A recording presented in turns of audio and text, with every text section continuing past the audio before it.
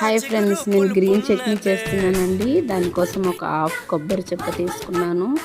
వెనక పీల్ తీసి చిన్న ముక్కలు కట్ చేసుకున్నానండి. ఒక 2 స్పూన్స్ పుట్నాల పప్పు, కొత్తిమీర మరింత తీసుకుంటున్నానండి. కొత్తిమీర ఎంతైనా తీసుకోవచ్చండి. పచ్చిమిర్చి వచ్చేసి కారం తగ్గట్టు, రాక్ సాల్ట్ తగినంత అండి. ఇలా మెత్తగా గ్రైండ్ చేసేసుకొని తీసేసుకోవడమే అండి. మీకు అవసరం అనుకుంటే పోపు పెట్టేసుకోండి. నేను పెట్టుకోలేదండి, ఇలానే నాకు నచ్చింది. నేను సగ్గుబియ్యం ఇడ్లీతో సర్వ్ చేసుకుంటున్నానండి.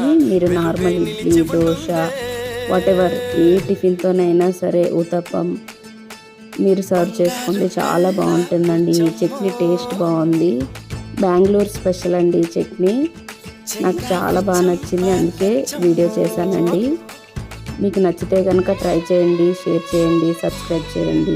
Bye friends. Thank you friends.